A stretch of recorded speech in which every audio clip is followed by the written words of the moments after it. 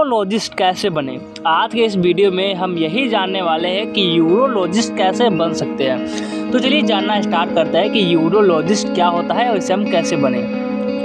12वीं कक्षा के बाद ही हमारे मन में सवाल उठने लगता है कि हमें किस क्षेत्र में करियर बनाना चाहिए और कौन सा कोर्स हमारे लिए बेहतर होगा। हालांकि यह आधा सवाल 10वीं में चुने गए विषयों से ही हल हो जाता है, परंतु फिर भी लोग अपने करियर के बारे में चिंता में रहते हैं। इन्हीं में से बहुत सारे बच्चे डॉक्टर भी बनना चाहते हैं, लेकिन जानकारी की कमी होने के कारण वह इस दुविधा में फंसे रहते हैं कि आगे उन्हें क्या करना चाहिए।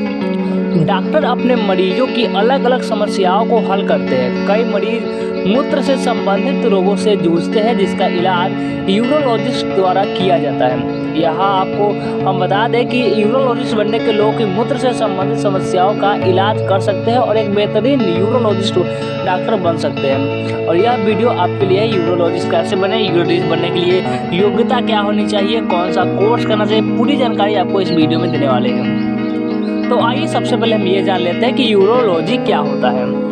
सरल शब्दों में यदि हम यूरोलॉजी को समझें तो यह चिकित्सा की वह शाखा है जिसमें पुरुषों और महिलाओं के मूत्र प्रणाली से संबंधित रोगों का इलाज किया जाता है।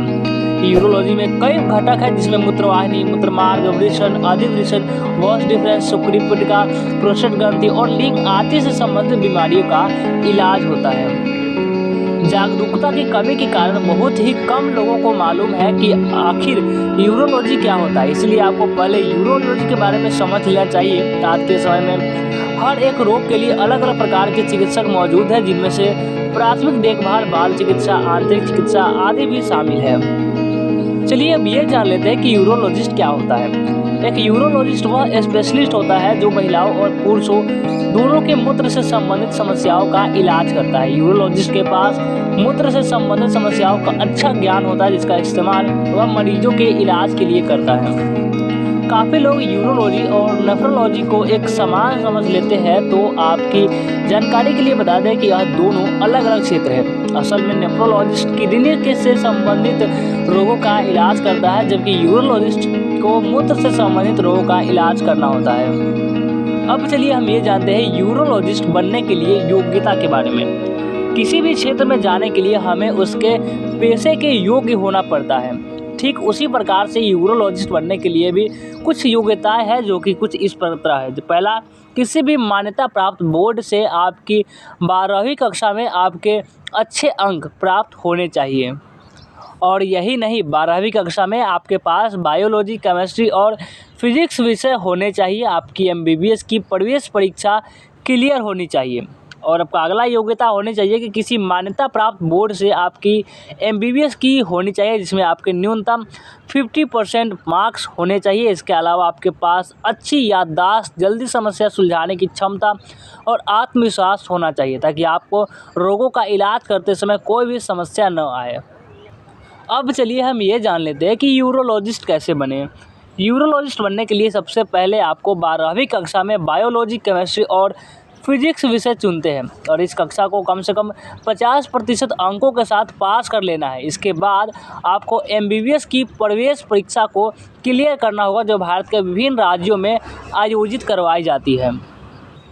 अगर आपको अच्छे अंकों के साथ MBBS को भी क्लियर करना होगा, जिसमें इंटर्नशिप भी शामिल होगी। इंटर्नशिप में आपको मरीजों की समस्याओं को सुलझाने का अनुभव प्राप्त होगा। इसके बाद आपको MS यूरोलॉजी की प्रवेश करना होगा और इसमें पढ़ाई करनी होगी। हालांकि कुछ कॉलेज MS में प्रवेश केवल MBBS के अंकों के आधार पर देते हैं।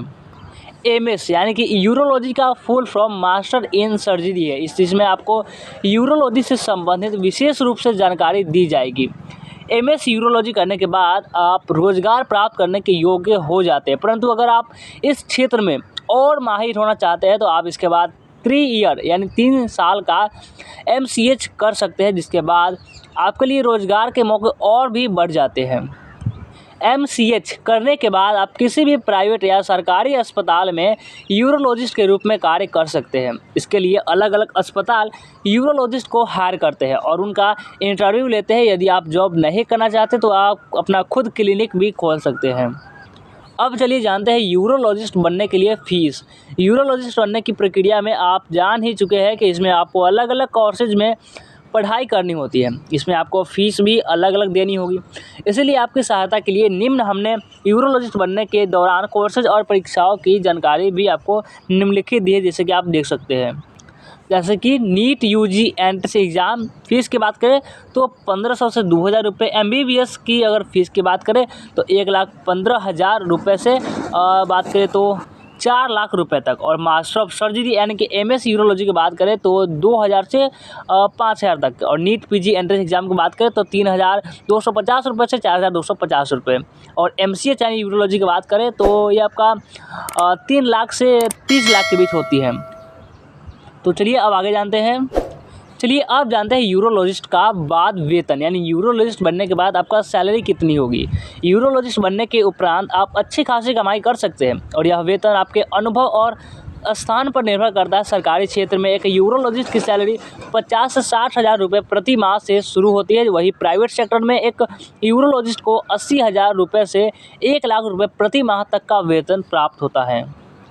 चलिए अब जानते हैं यूरोलॉजिस्ट बनने के बाद नौकरी के बारे में। सभी प्रकार के कोर्सेज और योग्यताएं पूरी कर लेने के बाद आप एक यूरोलॉजिस्ट बनने के योग्य हो जाते हैं। अब आप किसी भी सरकारी या प्राइवेट अस्पताल में यूरोलॉजिस्ट के रूप में काम कर सकते हैं। भारत के बड़े बड़े अस्पताल यूरोलॉजिस्ट को हायर करते हैं। इसके अलावा आप अपना खुद का क्लिनिक भी खोल सकते हैं, जिसमें आप बढ़िया पैसा कमा सकते हैं और निम्नलिखित पेशों में आप यूरोलॉजिस्ट के रूप में कार्य कर सकते हैं।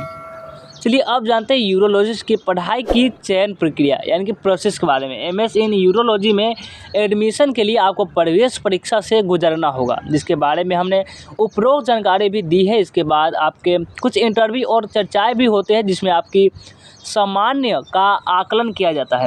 उम्मीदवार की MS इन यूरोलॉजी में एडमिशन या तो राज्य स्तर की प्रवेश परीक्षा के आधार पर होती है या फिर कॉलेज यूनिवर्सिटी द्वारा अलग से परीक्षा आयोजित की जाती है। उसके आधार पर परीक्षा के बाद मेरिट सूची को जारी किया जाता है, जिसके आधार पर आपको MS इन यूरोलॉजी के लिए सीट और कॉलेज मिलते हैं।